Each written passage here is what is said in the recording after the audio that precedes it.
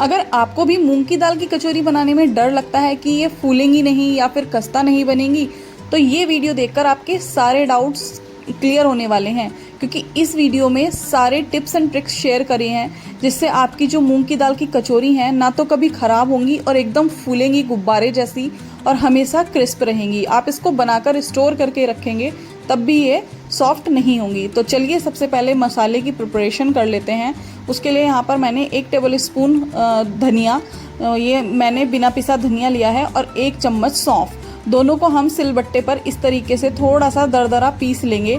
आप मिक्सी में भी पल्स मोड पर एक बार कर सकते हैं, अगर आपके पास सिलबट्टा नहीं है कोई दिक्कत नहीं है, बस हमें इसको दरदरा इस तरीके से पीस लेना है। इसका जो टेस्ट है मूंग की दाल की जो स्टफिंग होती है उसमें बहुत ही ज़्यादा अच्छा आता है, इसलिए इसको मैंने दरदरा कूट लिया है। अब देखिए यहाँ पर मैंने 1 कप मूंग की दाल को ओवरनाइट सोक करके रख दिया था। आप इसको 2 से 4 घंटे भी अगर सोक करेंगे तब भी ये बढ़िया से फूल जाती है। तो देखिए यहाँ पर अब इसको हम बिना पानी के दरदरा पीस लेंगे। इसको आप 2 से 3 बार अगर पल्स मोड पे पीसेंगे ना तो ये बिल्कुल अच्छे से दरदरी पिस जाती है। इस तरीके से हमें इसको फाइन पेस्ट नहीं बनाना है, और आप इसमें बिल्कुल भी पानी डालने की गलती तो करिएगा ही मत, नहीं तो आपका जो मसाला है वो ख़राब हो जाएगा।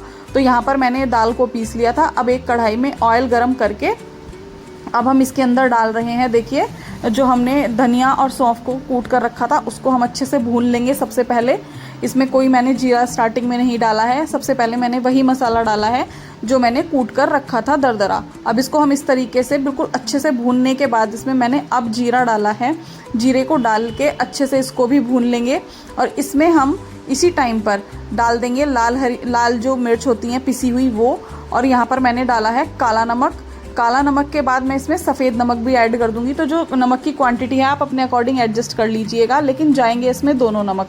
अब यहाँ पर मैंने कश्मीरी लाल मिर्च और हल्दी को भी डाल दिया है। अब हम इसको अच्छे से भूनेंगे, और अब हम इसमें एक मेन इंग्रेडिएंट कसूरी मेथी को थोड़ा सा इसमें डाल देंगे, इससे इसका टेस्ट और भी ज़्यादा इन्हेंस हो जाएगा। इसको आप बिल्कुल भी स्किप मत कीजिएगा। अब देखिए यहाँ पर मुझे मिर्च थोड़ी कम लग रही थी, इसलिए मैंने थोड़ी सी और डाल दी है, क्योंकि जो कचौरियाँ हैं वो जब तक चटपटी नहीं होती वो टेस्टी नहीं लगती हैं। कचौरियों को आप चटपटा ही रखिएगा, क्योंकि जो आउटर लेयर होती है उसमें कोई मसाला नहीं होता है, इसलिए हमें इसको थोड़ा तीखा ही रखेंगे। अब देखिए यहाँ पर मैंने 1 चम्मच बेसन को इसमें ऐड किया है। बेसन से होता क्या है कि अगर दाल में थोड़ा सा भी मॉइस्चर होता है वो हमारा जो बेसन है वो एब्जॉर्ब कर लेता है। अब देखिए यहाँ पर मैंने 1 चम्मच गरम मसाला और एक जो हमने दाल पीस कर रखी थी वो सारी इसमें डाल दी है। अब मेन यहाँ पर हमें दाल को अच्छे से भूनना है, अच्छे से मतलब इसको कम से कम 10-15 मिनट तक इसकी बढ़िया तरीके से भुनाई करनी है, ताकि जो हमारा मसाला है वो आप अगर इसको 6 महीने भी स्टोर करके रखेंगे ना तब भी ये ख़राब नहीं होगा। बस इसको आप अगर एयर टाइट डिब्बे में भून कर इस तरीके से रख लीजिए, और जब भी आपको कचौरी बनाने का मन करे स्टफिंग को आप यूज़ कर लीजिए। अब देखिए यहाँ पर हम जब दाल को चलाएंगे तो ये नीचे चिपक रही है कढ़ाई में। आप इसको इस तरीके से नीचे ऊपर करते हुए बिल्कुल एक स्पैचुला से की हेल्प से दबाते हुए, मैं अमचूर पाउडर डालना भूल गई थी, वो मैंने इस टाइम पर डाला है, आप पहले ही डाल दीजिएगा, कोई इशू नहीं है। अब देखिए यहाँ पर इस तरीके से इसको मैश करते हुए हमें भूनना है बिल्कुल अच्छे तरीके से। कढ़ाई पर से इसको स्क्रैच करते रहिए और इसको भूनते रहिए। बस यही है कि इसको बिल्कुल बढ़िया तरीके से भूनना है। जब आप इसकी पहचान ये है कि जब ये बिल्कुल बढ़िया तरीके से भुन जाएगी ना तो ये बिल्कुल बुरबुरी सी हो जाएगी, मतलब ये बिल्कुल पाउडर सा बच जाएगा। जिस तरीके से हमारी नमकीन होती है बिल्कुल ये उसी फॉर्म में आ जाएगी। मैं आपको लास्ट में दिखाऊंगी। और बेसन का इसमें मेन रोल यही है कि बेसन जो है इसको भूनना है अच्छे तरीके से, ताकि जो सारा इसका मॉइस्चर है वो ये हमारा जो दाल का मॉइस्चर है वो बेसन सोख कर लेता है, तो दाल में कभी भी कोई मॉइस्चर नहीं होगा और हमारी जो कचौरियाँ हैं वो बिल्कुल भी नहीं फटेंगी। तो 2 टिप्स तो मैंने आपको बता दी कि एक तो दाल को बढ़िया तरीके से भूनना है, और दूसरा इसमें बेसन ऐड करना है, और तीसरी बात यह है कि आपको जो दाल है उसको बिल्कुल पीसना नहीं है, उसका पेस्ट नहीं बनाना है, उसको बिना पानी के, उसमें बिल्कुल भी पानी नहीं होना चाहिए, उसको बिल्कुल दरदरा हमें पीसना है। अब देखिए यहाँ पर दाल जो है वो हमारी भुन चुकी है। अब देखिए यहाँ पर मैंने लगभग 200 ग्राम के करीब मैदा ले ली है। अब उसमें मैं नमक ऐड करूँगी। नमक के साथ साथ मैं यहाँ पर थोड़ी सी अजवाइन भी ऐड करूँगी। जो मार्केट में मिलती है उसमें अजवाइन मोस्टली होती नहीं है, लेकिन मैं अजवाइन को यूज़ करूँगी क्योंकि इसका जो अजवाइन का यूज़ है वो हमारे पेट के लिए काफ़ी अच्छा होता है। अब इसमें 200 ग्राम मैदा में लगभग मैं यहाँ पर 20 से 25 ग्राम ऑयल का यूज़ कर रही हूँ। ध्यान रखिएगा कि रेशियो आपको इस तरीके से लेना है कि जो आधा किलो मैदा है उसमें 100 ग्राम्स, आधा किलो मैदा में 100 ग्राम्स ऑयल जाता है। वेजिटेबल ऑयल ले लीजिए, घी ले लीजिए, जिसका भी, बस आप सरसों के तेल का यूज़ यहाँ पर मत कीजिएगा। अब इसको हमें पानी की हेल्प से, नॉर्मल पानी लेकर इसको बिल्कुल सॉफ्ट आटा हमें इसका लगाना है, नरम आटा इसको हमें लगाना है, कोई हार्ड आटा हमें इसका बिल्कुल भी नहीं लगाना है। बस आप मैदा में ऑयल का ध्यान रखिएगा कि 250 ग्राम में आपको 50 ग्राम तेल यूज़ करना है, आधा किलो में 100 ग्राम और 1 किलो में 200 ग्राम ऑयल का आपको यूज़ करना है। इस तरीके से आपको इसमें मोइन लगाना है। बस आप इसको, अगर आपको अंदाज़ा नहीं है तो आप प्लीज़ मेज़र करके ही लीजिएगा। अब देखिए यहाँ पर मैंने प्लेटफॉर्म को अच्छे से साफ़ कर लिया है, क्योंकि रीज़न है कि अब हमें मैदा को अच्छे से पटकना है। आप इसको लगभग 5 से 7 मिनट के लिए लगातार इस तरीके से पटकेंगे तो जो आपकी कचौरियाँ हैं वो, मेरी गारंटी है कि गुब्बारे की तरह बिल्कुल फूली फूली बनेंगी, कभी भी नहीं पटकेंगी। जो हलवाई होते हैं वो इसी तरीके से इसको पटकते हैं, तभी जो उनकी खस्ता कचौरी हैं वो एकदम फूली फूली सी बनती हैं। तो इस तरीके से आप इसको हाथ से इस तरीके से मसलते रहिए और इसको पटकते रहिए, तो कभी भी आपकी ये जो रेसिपी है ये ख़राब नहीं होगी। अगर आप ये नॉर्मल सी चीज़ों का अगर आप ध्यान रखेंगे, इसमें कोई भी रेसिपी हो उसमें छोटी छोटी चीज़ें ऐसी होती हैं, अगर आप उसका ध्यान रखेंगे तो जो आपकी रेसिपी है वो कभी ख़राब नहीं होती। इस तरीके से अब मैंने इसको ढककर लगभग 15-20 मिनट के लिए छोड़ दिया था। अब देखिए यहाँ पर जो हमारी मैदा है वो बिल्कुल 15-20 मिनट के बाद परफेक्ट हो चुकी है। अब हम इसकी लोइयाँ तोड़ेंगे। छोटी छोटी लोइयाँ, जिस तरीके से हम रोटी की बनाते हैं उससे थोड़ी सी छोटी हमें इसकी लेनी है। देखिए इस तरीके, अब हम इसकी सारी ही लोइयों को तोड़ेंगे और बिना क्रैक के इस तरीके से हथेली पर इस तरीके से आप लपेटते हुए इसकी लोइयाँ बनाइए। इसमें क्रैक्स बिल्कुल भी नहीं होने चाहिए। क्रैक जो जॉइंट्स हैं उनको मिलाते हुए आपको लोइयाँ बनानी है। और अगेन हमें लोइयों को भी 10 से 15 मिनट का रेस्ट देना है। आप मैदा का कुछ भी बनाएं, चाहे आप भटूरे बनाएं या इस तरीके से खस्ता कचौरी बनाएं, समोसे बनाएं, तो आप लोइयों को अगर थोड़ा सा रेस्ट दे देंगे तो जो मैदा का स्ट्रेच होने का जो इसके अंदर एक वो होता है वो ख़त्म हो जाता है। अब देखिए यहाँ पर जो हमारी स्टफिंग है उसके, जो हमने आटे की लोइयाँ बनाई हैं उससे थोड़े छोटे इसके भी हम लड्डू टाइप बना लेंगे।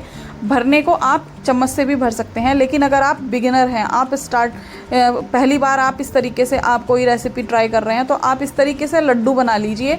तो होगा क्या कि कभी भी आपकी जो कचौरियां हैं वो नहीं फटेंगी, कभी भी जो आपकी स्टफिंग है वो बाहर नहीं निकलेगी। और सबसे बड़ी बात कि जब आप इस तरीके से लड्डू बनाकर स्टफिंग को फिल करते हैं तो जो आपकी स्टफिंग है वो कचौरियों में इवनली चारों साइड डिवाइड होती है। बिल्कुल ऐसा नहीं होगा कि एक साइड ज़्यादा हो जाएगी, एक साइड कम हो जाएगी।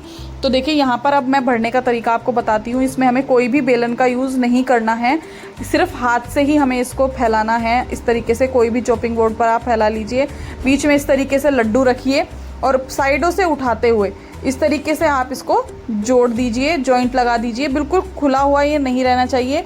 अगर आप इसमें पानी का यूज़ करना चाहते हैं तो पानी का यूज़ भी आप इसमें कर सकते हैं।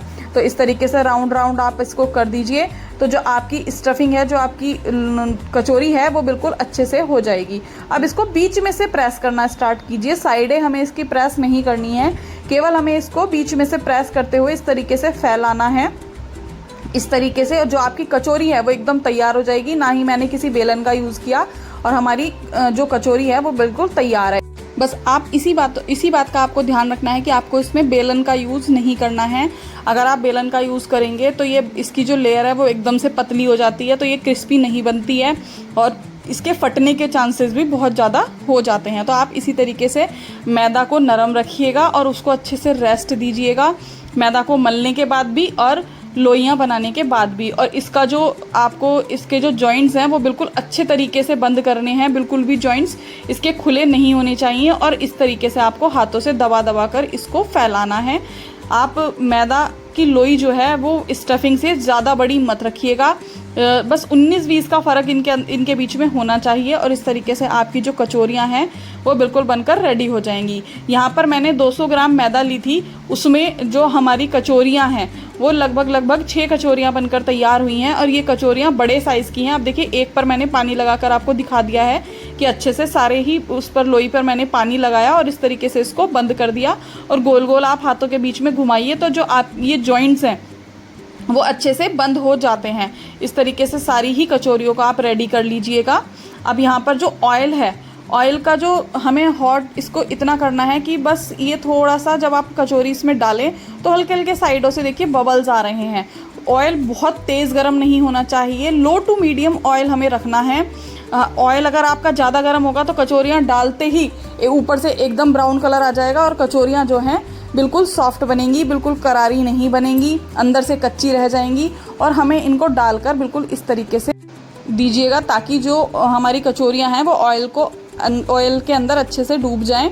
अब हमें इनको बिल्कुल नहीं छेड़ना है तब तक जब तक ये हमारी अपने आप से ऊपर ना आ जाएं। ये तैर कर ऊपर आ जाएंगी तब तक के लिए हमें इनको ऐसे ही छोड़ देना है। और अब हम जो गैस की फ्लेम है उसका हमें विशेष ध्यान रखना है। इस समय पर हमें गैस की फ्लेम को लो टू मीडियम ही रखना है, हाई पर बिल्कुल नहीं करना है। अब मैं आपको आगे बताऊंगी वीडियो में जब हमें इसको हाई करना है। एक हमें मीडियम भी नहीं रखना है, लो भी नहीं रखना है, हमेशा हमें गैस की फ्लेम को बार बार एडजस्ट करना है। अब देखिए यहाँ पर जो कचौरियाँ हैं वो अपने आप से ऊपर आ गई हैं तैर कर। अब हम इसको पलटेंगे 1 बाय 1, इसको बहुत आराम से हम एक एक करके पलटेंगे। तो देखिए मैं इस तरीके से इसको एक के बाद एक इसको इस तरीके से पलट रही हूँ। अभी आप सोचेंगे कि कचौरी तो बिल्कुल भी नहीं फूली और मैं बोल रही थी एकदम गुब्बारे जैसी फूलेंगी, तो इसको फूलने में टाइम लगेगा। अभी ये हीट अपने अंदर से एब्जॉर्ब कर रही है, ये अंदर से पक रही है, इसलिए ये नहीं, इसको फूलने में लगभग 7 से 8 मिनट का समय लगेगा। जिस तरीके से हम समोसों को फ्राई करते हैं उनको फ्राई होने में टाइम लगता है, उस मठरी को फ्राई होने में टाइम लगता है, इसी तरीके से इनको भी फ्राई होने में टाइम लगता है। अब देखिए हमारी जो कचौरी हैं जैसा मैंने बताया था बिल्कुल गुब्बारे की तरह फूलेंगी, तो इस तरीके से ये फूलनी स्टार्ट हो गई हैं और अब भी इन पर कोई कलर नहीं आया है। अब हम जैसे ही अच्छे से ये फूल गई हैं, अब हम इनको इस टाइम पर गैस की फ्लेम को थोड़ा सा मीडियम कर देंगे। अभी तक हमने गैस की फ्लेम जो थी वो लो टू मीडियम रखी थी, अब हम मीडियम टू हाई कर देंगे। हाई एकदम से हाई हमें नहीं करनी है, थोड़ा सा गैस की फ्लेम को हमें इस टाइम पर मीडियम से थोड़ा सा ऊपर हमें इस टाइम पर करना है ताकि जो कचौरियों हैं उन पर अच्छे से हीट लग सके। अब देखिए यहाँ पर जैसे ही मैंने करी तो जो हमारी कचौरियाँ थी उन पर बिल्कुल बढ़िया गोल्डन कलर इस टाइम पर आ चुका है। अब हमारी जो कचौरियाँ हैं वो बनकर बिल्कुल रेडी हैं और ये बिल्कुल क्रिस्पी बनकर रेडी हुई हैं।